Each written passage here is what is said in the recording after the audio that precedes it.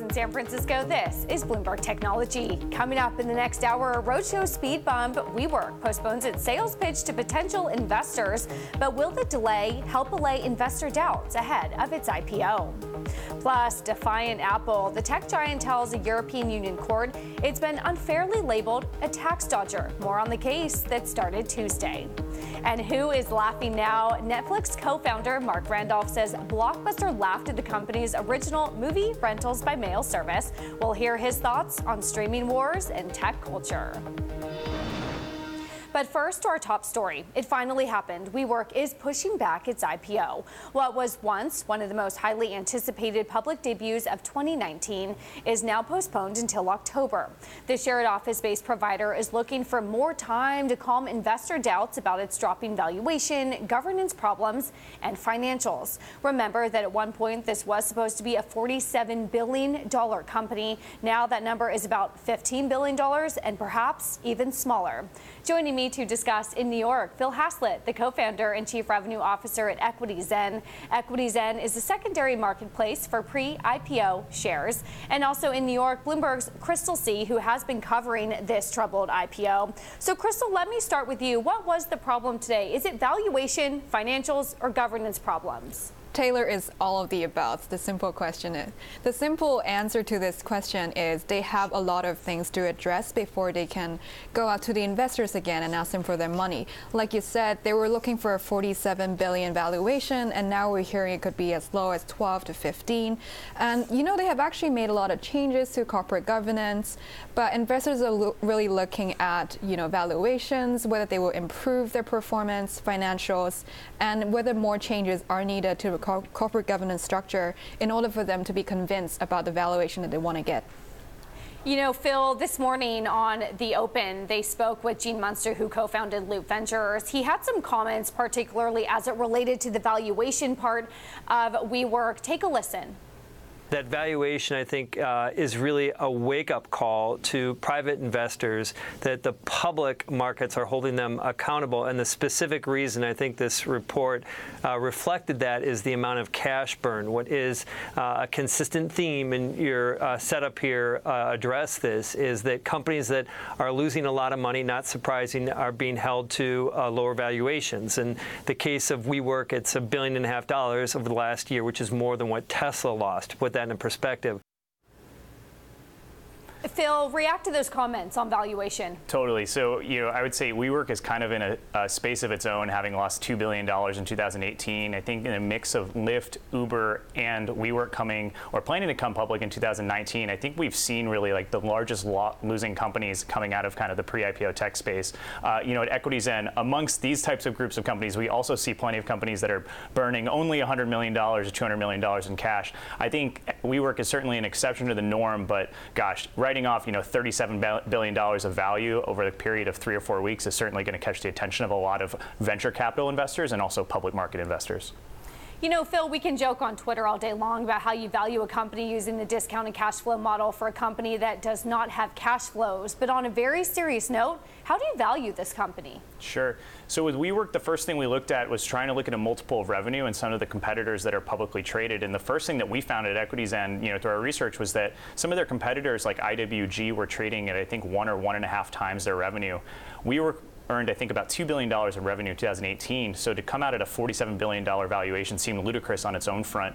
I think the toughest thing for WeWork is trying to explain and defend itself as a technology company, where in reality, it really is a real estate company that happens to have some technology bells and whistles. And so I think this really is a big wake-up call for them to maybe recalibrate those expectations, maybe in Q4 or even a little bit later in 2020. Crystal, bondholders also had a recalibration of expectations today. I want to show a chart on the Bloomberg terminal for our audience, which shows the price of those WeWork bonds that are now falling a record amount this morning, more than 6 cents on the dollar, gone as low as 95, now hovering around 97 cents on the dollar or so. How nervous do bondholders continue to be? Some of this credit facilities is contingent to how well the IPO performed or whether the IPO happened at all. So WeWork put out this statement this morning saying that they are committed to completing this IPO within the end of this year. So that should give bondholders a little bit of a confident boost, but the valuation continues to be the biggest concern because some of that value of the bonds are tied to how well they perform. If it becomes a 15 billion company instead of a 47 billion company, then bondholders are going to get nervous. Phil, talk to me more about that valuation. What did the private market see that the public markets are missing?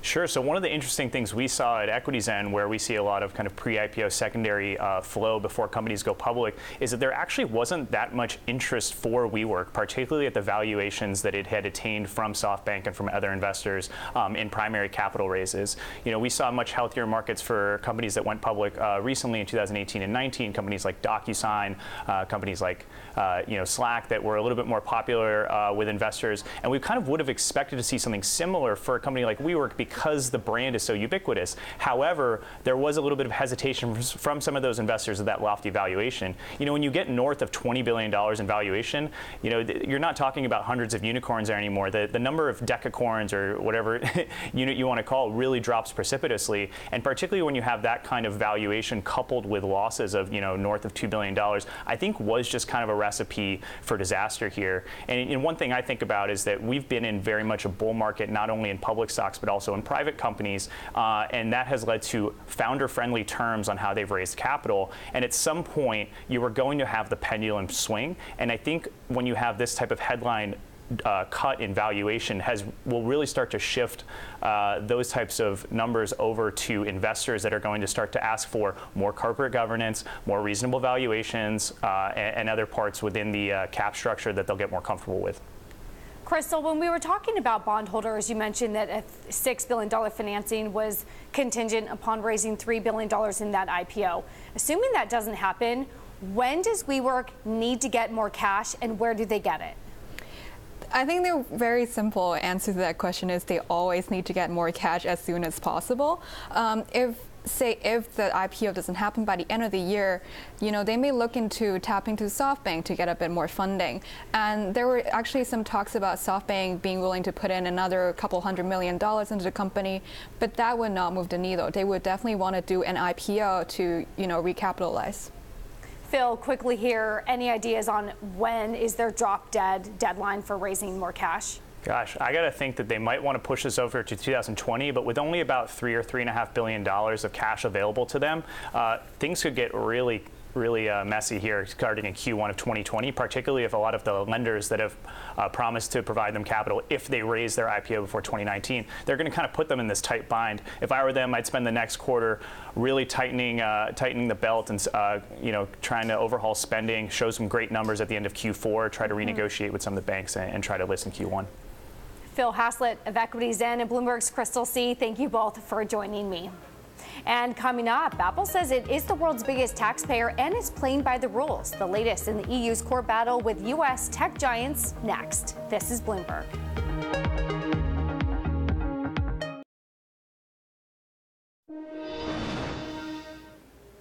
Apple told a European Union court that it was unfairly painted as a tax dodger. In Luxembourg, an Apple lawyer said that, in fact, the company is the world's top taxpayer. Apple is urging the EU General Court to overturn an order from the European Commission that it pay a record $14 billion in back taxes to Ireland. Bloomberg's Maria Tadeo reports from Luxembourg.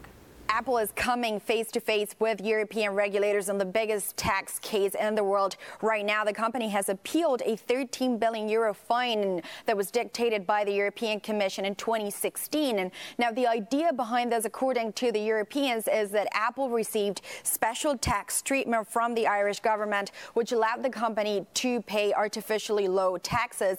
Apple says this was not the case and has appealed that decision. And if you were hoping to get a sorry moment from from the company. That was certainly not the case here. Apple said it is the company that pays the most tax in the world. They actually claimed the decision from the Europeans lacked any logic or sense, and they also believe the numbers here were tweaked in a way that presented Apple in a bad light in front of the public opinion. Essentially, the goal was to portray the company as paying almost no taxes. When you look at the European side to the store, they'll tell you they still believe they're right. They still believe it's pretty obvious by now that Apple has set out a tax structure in Europe to pay the least amount possible. And they do believe that if the arguments are validated and they're vindicated by the court, they can continue to get tough on American tech companies to make them pay more in Europe. Of course, this tax case is happening as tensions continue to play out between the United States of America and Europe over big American tech. The president of the United States of America, Donald Trump, has said many times this is only happening because the Europeans simply cannot compete on the innovation, so they compete on the taxation. When it comes to the EU, they deny this is the case. They just want everyone to pay their fair share. In Luxembourg, Maria Tadeo, Bloomberg News. And for more on Apple's tax dispute in the EU, I'm joined now by Tim Baharin, president of Creative Strategies. As an analyst, he has covered the field of personal computers and consumer technology since 1981 and has served as a consultant to companies like Apple, IBM, and Microsoft. So, Tim, sort of give me your thoughts on this case. What do you think of the fact that Apple has said we're the biggest taxpayer in the world? Well, from an actual number standpoint, they probably are. Apple also is one of the richest in the sense of their overall market value and the amount of money they bring in every year. But to understand this case, you've got to go back a little bit to the beginning, where Apple actually did this deal as a part of a partnership with the Irish government back in 1988-89, when the Irish government was very concerned about what they called the brain drain. They were literally graduating hundreds of engineering students and business students, but there were not enough jobs in Ireland to fill the needs, or to fill the jobs for these kids. So they went to Europe, to Germany and France and the UK and even to the US. And the government was quite concerned that the only way they were going to be able to allow these kids to stay in was to lure or to bring other companies, especially tech companies, into Ireland and create jobs. Over this time, Apple has, built up over 6,000 jobs over there and has contributed greatly to the Irish economy. And so that original tax structure was based on those breaks to bring Apple in, and that was what basically they continued to do until about 2015. So, Tim, like you said, negotiating in good faith and now have some of that potentially reversed on them. What does that mean then for Apple in future dealings with Ireland, with the EU? Well, that's part of the problem, and this is why I believe Apple and other companies, tech companies who could be in the crosshairs here, are going to fight this, because number one, what EU did is they changed the laws and they changed the rules in 2010, and they're now fine-tuning them around this to try to go back and take these, to apply this tax structure. And think of yourself as an American company. If you went in with a series of agreements and then all of a sudden the agreements got changed, 7, 8 years later, that puts you off. If I'm an American company, I would be really concerned about investing in Europe. And that's why if these American companies who really are looking at trying to expand into Europe, because it's great for distribution, it's great for customer service, etc., at this point it sets a very bad precedent. Yeah, Tim, any thoughts on what companies could really start to feel the ripple effects if this does go through? I'm sorry, repeat that? What companies would be next in terms of feeling the ripple effects if this fight does continue between Apple and the EU? Well, at this stage of the game, it's a little unclear, but there are other companies, including HP, Microsoft, others, who might want to do more expansions.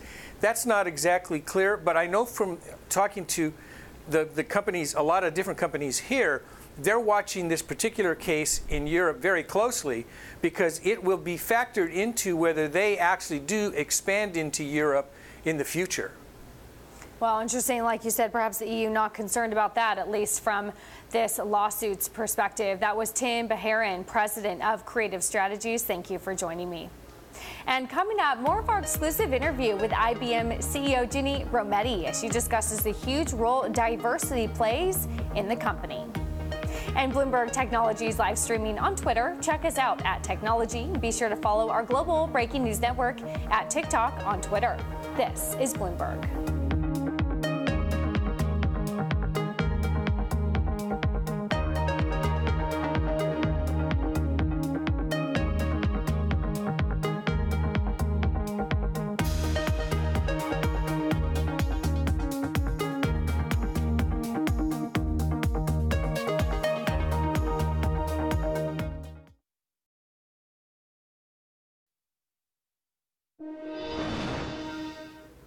Sony is rejecting a suggestion by activist investor Dan Loeb to sell or spin off several of its businesses. The company plans to hold on to both of its semiconductor and financial services units. Sony says that computer chips are key to growth, and it says retaining financial services will enable the company's value.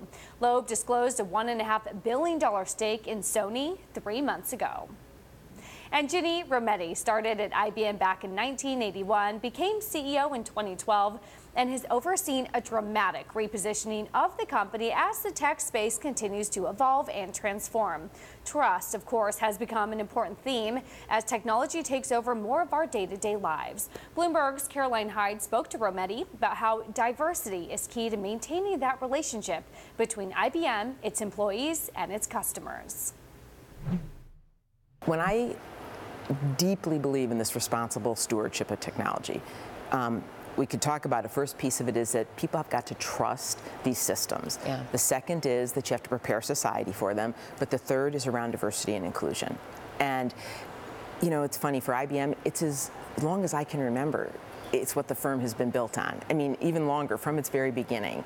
And so it has been really, I've grown in that environment. That it, you know, the first woman senior vice president was 1943, and she was 27 years old. All right, and then I fast forward. You know, in the time in America, here was for the Civil Rights Amendment, we were 11 years before that, had declared all of the same points. And so it has always been about, you have got to get the best workforce, and it has been about a set of values that is to be, so people can come to work and give their best. That's really what it is, give their best that's out there. So then you jump to your point about, well, then when you build these technologies, you have to build them with a diverse workforce, or especially with artificial intelligence. Yeah. You have to represent, one of the biggest things is around bias. I mean, we've built a lot of technology to identify if there's bias. Now, there's good bias and bad bias. Almost everything is bias. We bias it on our own values. Like, you know, we built something called Watson for Oncology, treats cancer patients. And I can remember someone said to me, well, but you've only trained it with three institutions. We're like, yeah, they're the 3 best in the world. Is that not a great idea? I mean, did you want the internet to train it? Yeah. I mean, we're talking about serious decisions. And so this idea that who trains things, and so you want a diverse workforce, otherwise you will get, you know, there have been many examples of this out in the world already of technology that's come out, and it's been completely oblivious, whether it's oblivious to whether it's gender or whatever it is, it's made the wrong decisions. So you do need a diverse workforce there. I think that's fascinating that you're talking about trust, ethics, bias, the things that sort of are plaguing technology within the US, but worldwide in general at the moment, some of the regulators are suddenly getting worried about. Do you feel that corporate leadership in the US has taken this on board, that we're starting to see this responsibility of businesses to understand some of the jarring that technology brings with its growth? Yeah, look, I think this is a really key point, and it's got everything business needs to, because if society does not trust these technologies or us, you can't operate. I mean, I've always felt the reason IBM's 108 years old is society's given us a license to operate. And you can only do that by your actions, and they decide, right? If your actions, what you say, you do, and you hold to your values.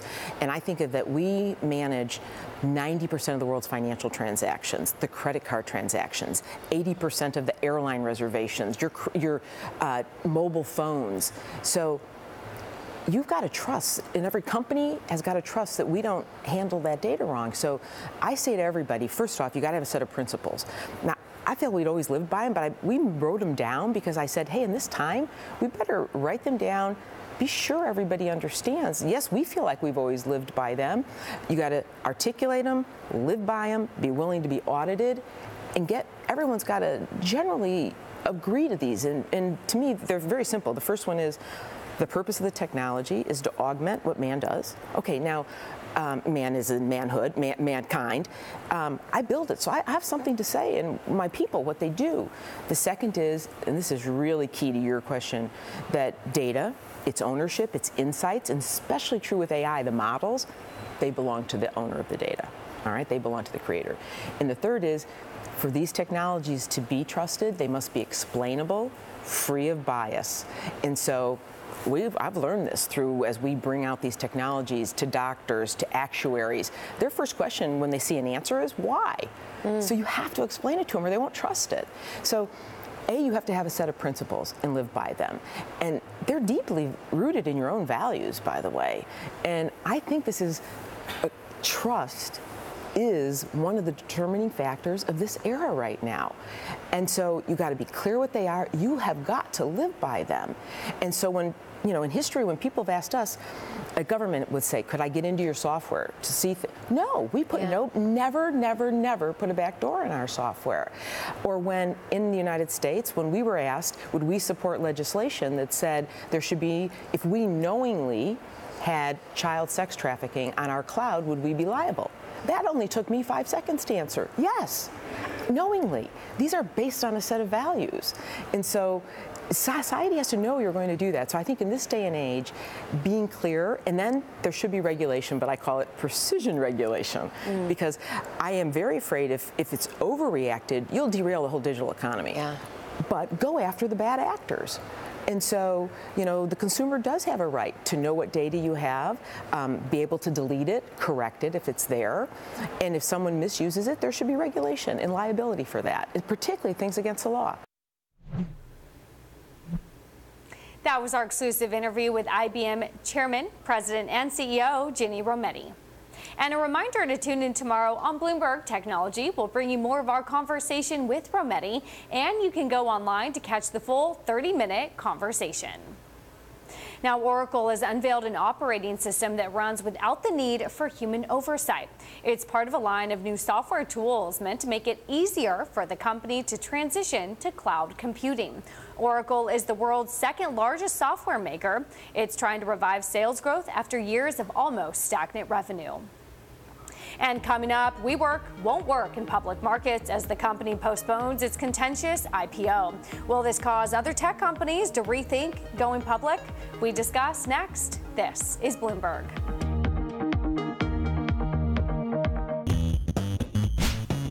I'm Lisa Abramowitz. We take you inside the world of private debt, equity, and real estate. Bloomberg Money Undercover.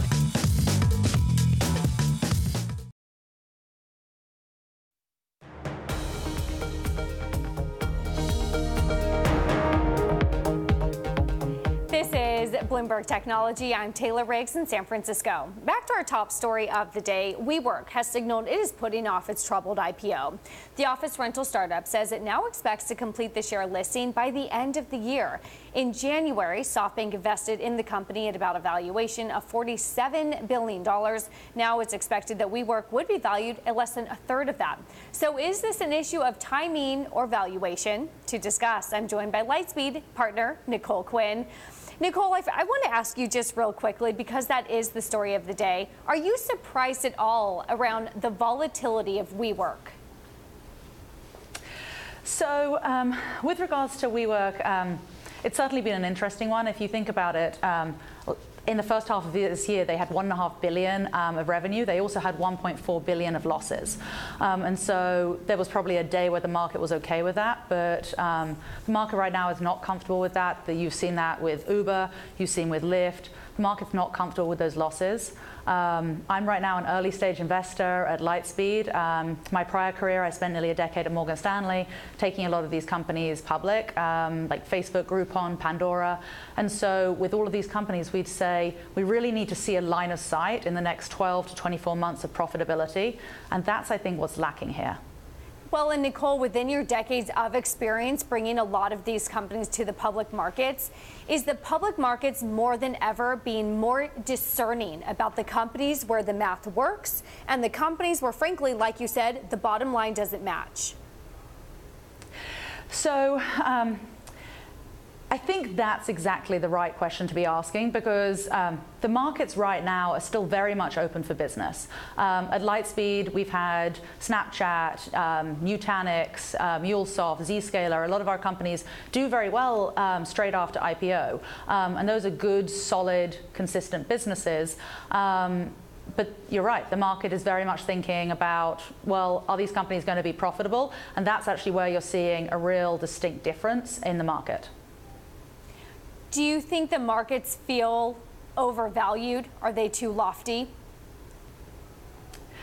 No, I don't think that's what we're seeing right now. So if you actually add up all of the technology unicorns in total, they actually only add up to 5% of the S&P. So there's still a huge amount of growth to be seen, but also valuations. I think people like to often say that the private market valuations are too toppy, but when there's a good, solid, consistent business that is focused on the bottom line as well as consistently growing the top line and having a true line of sight there, then the market is willing to pay a good valuation for that, and will often trade up pretty significantly. You saw the bounce in companies like Zoom, and so I think we're going to continue to see more of that.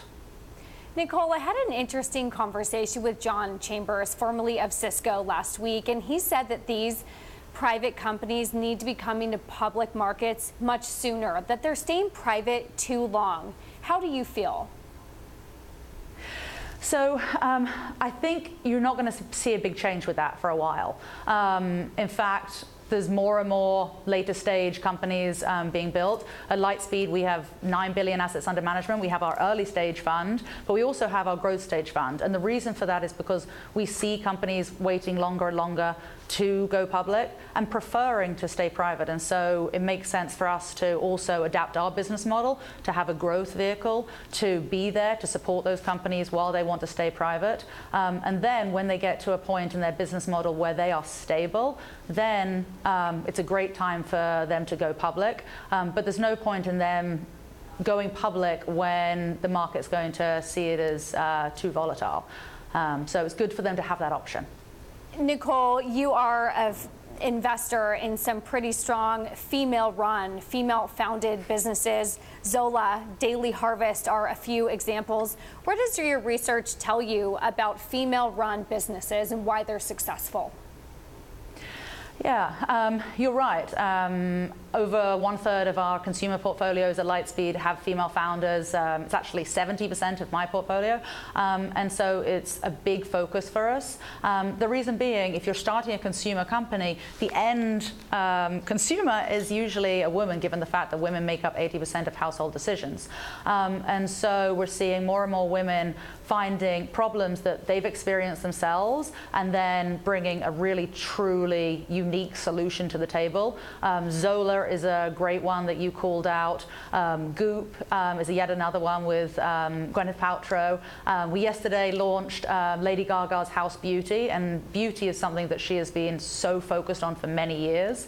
And so it's great because they're experiencing the pain personally and then going on to build these significant businesses around that. This is a crowded space, though. You have people like Kylie Jenner partnering up with Ulta Beauty. Lady Gaga, as you mentioned, an exclusive partnership with Amazon. How do you stand out in this crowded field? So we actually spent a year surveying the whole beauty market. It's an interesting category because it's high margins, high repeat rate, high customer love. But we found that most of the companies were about fitting in. Lady Gaga's, for example, was really about standing out. And so to answer your question, one of the ways we think about this is true innovation, true experimentation, and finding unique products. And so with some of the products we launched yesterday, you'll see there is one product called Glam Attack. It has never been done before, this product in beauty. And so it's super interesting. And we're already seeing the influencers absolutely go crazy today for these products. And so I think that's it, innovation and unique products. Wonderful. Nicole Quinn of Lightspeed, thank you for joining me. And big tech has seen a variety of antitrust investigations lobbied against it recently, and the man who founded Microsoft, Bill Gates, has plenty of thoughts when it comes to the topic.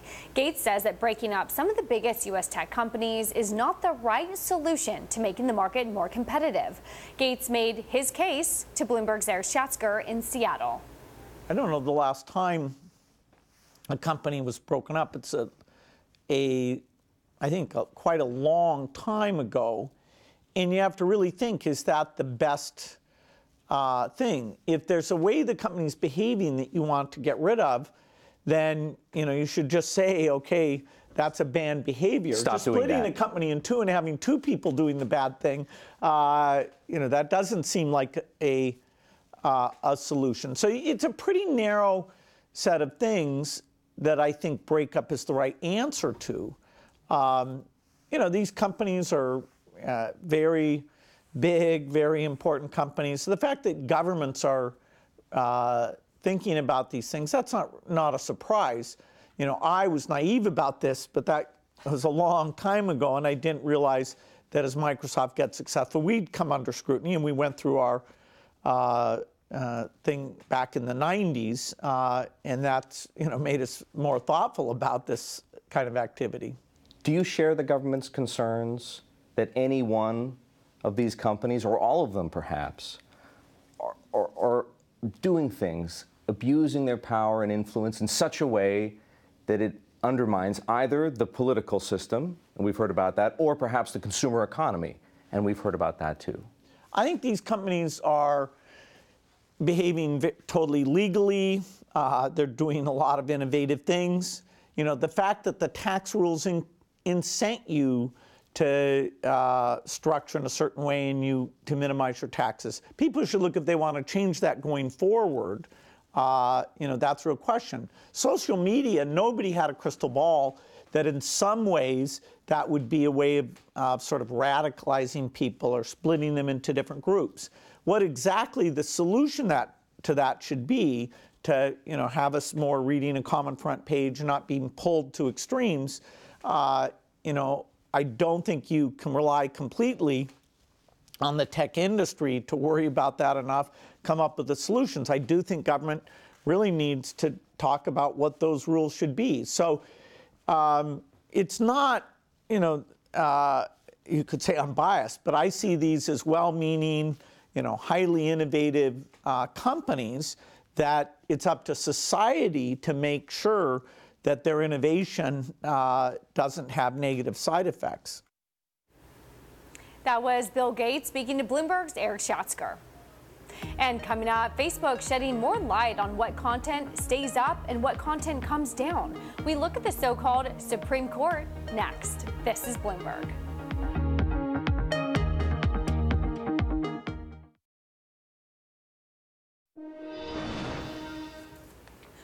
On Wednesday, Facebook will testify before a congressional committee on its content. But before that happens, we are learning new details about its so-called Supreme Court.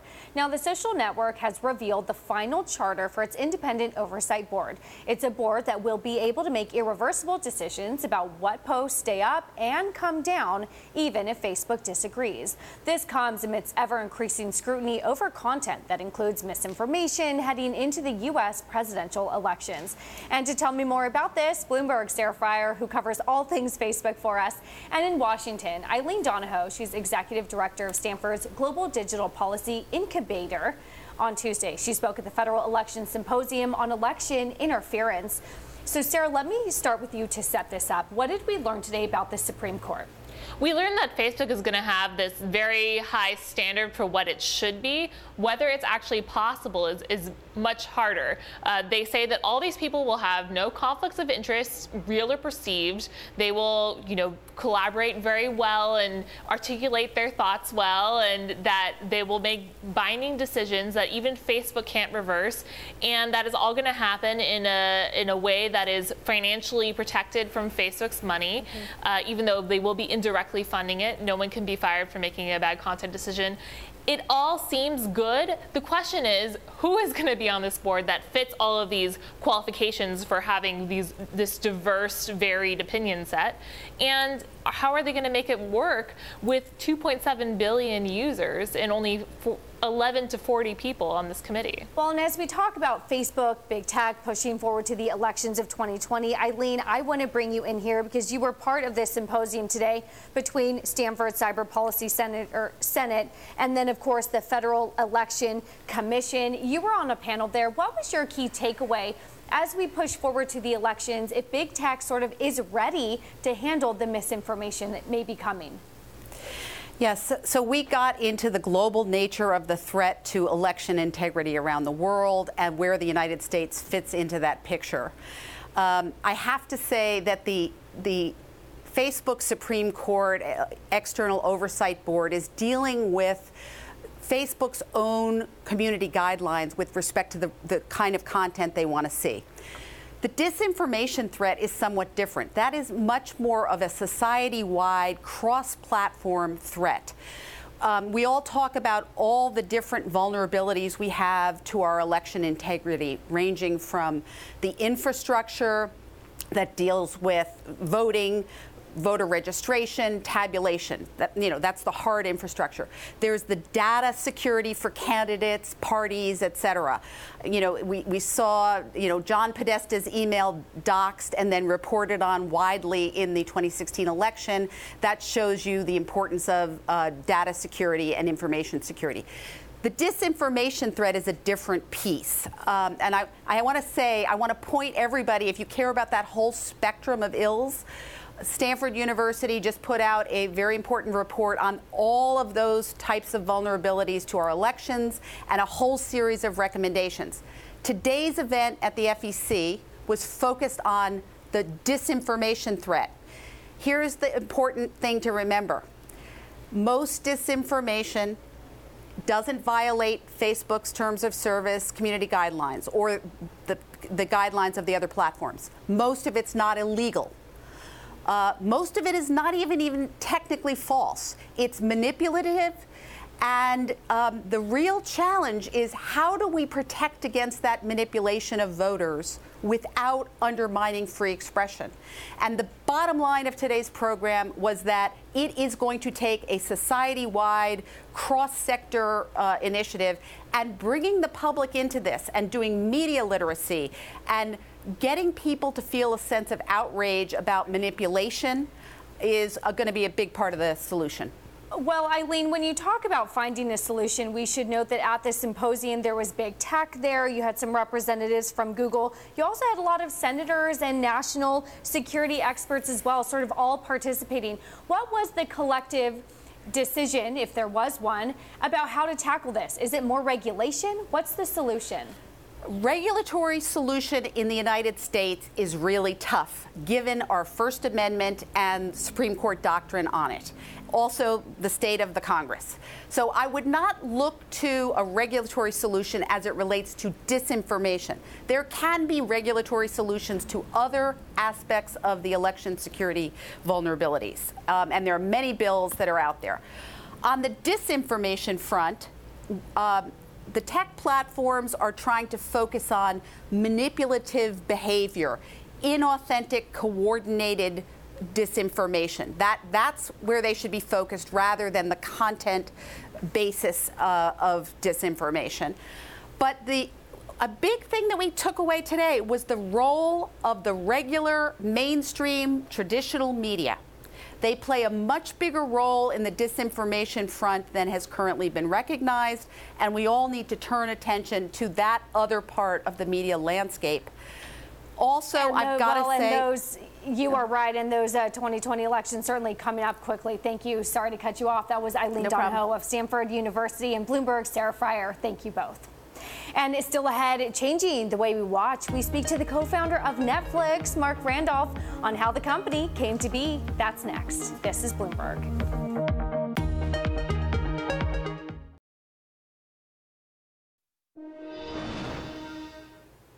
The biggest name in streaming, it's still Netflix for now, but when you're the king, of course, they come after you. You have Apple, Disney, Amazon, and more all competing for your online video dollars. And as of Tuesday, you can also now add NBC to that list. Their entrance will be called Peacock, and it will feature beloved sitcoms like The Office and Parks and Rec in its lineup, which is also slated to include some original programming. So who better to discuss all about the streaming wars than the man who co-founded Netflix, Mark Randolph. He was also the first CEO and just published That Will Never Work, The Birth of Netflix and the Amazing Life of an Idea.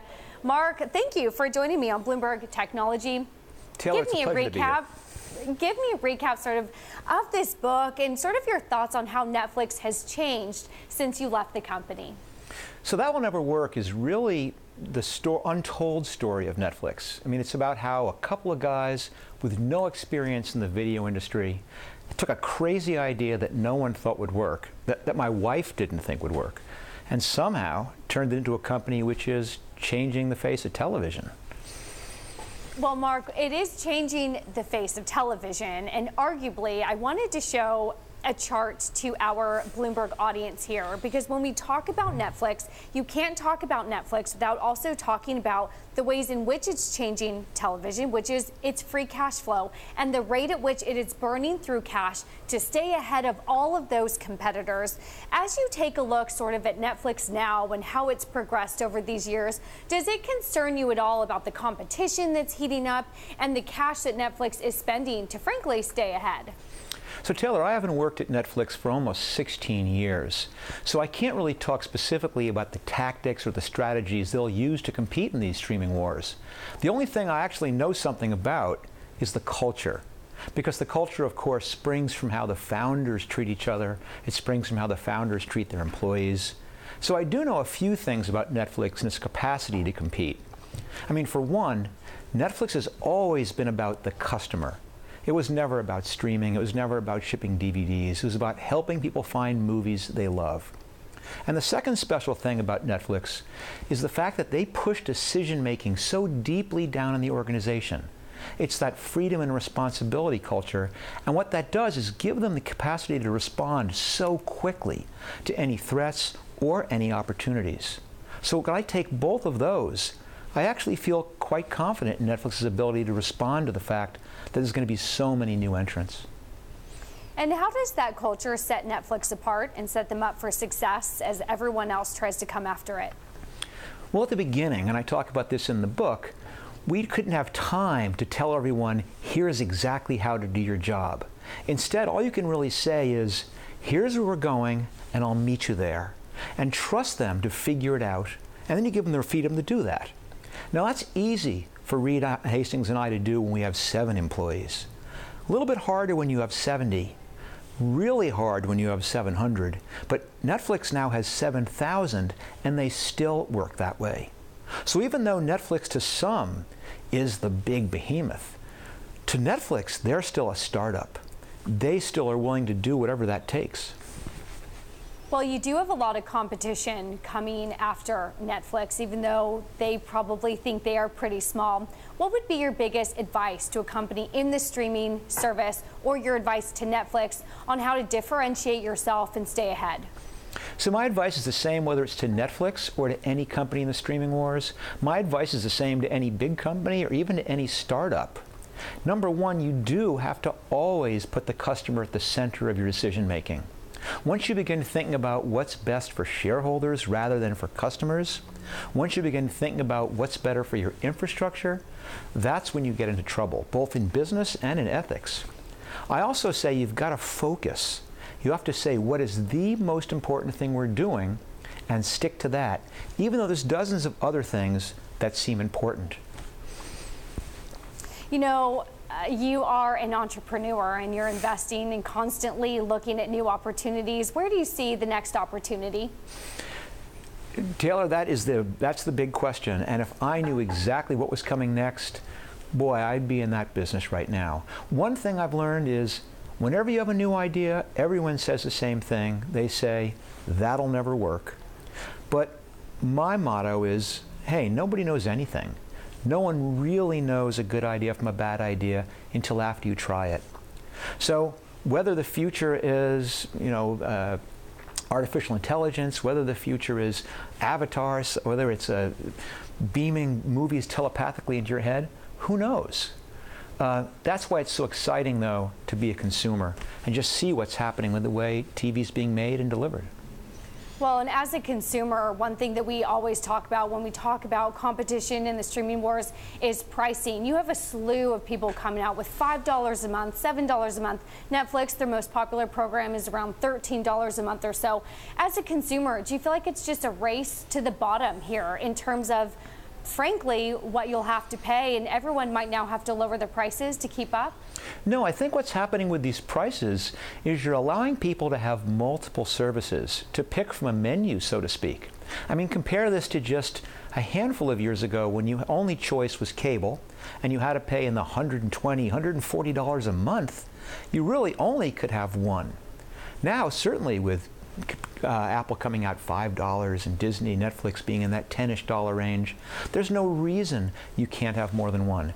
Yes, perhaps there'll be a shakeout at some point, but I don't see this being one company survives. I think what'll happen is there'll be multiple people who all specialize, who all offer a range of choices, and ultimately, I think that's a fantastic thing for the consumer. And a way for multiple companies to succeed. That was Mark Randolph, co-founder of Netflix and author of the newly released That Will Never Work. Thank you for joining me. And that does it for this edition of Bloomberg Technology. Bloomberg Technology is live streaming on Twitter. Check us out at Technology. Be sure to follow our global breaking news network at TikTok on Twitter. This is Bloomberg.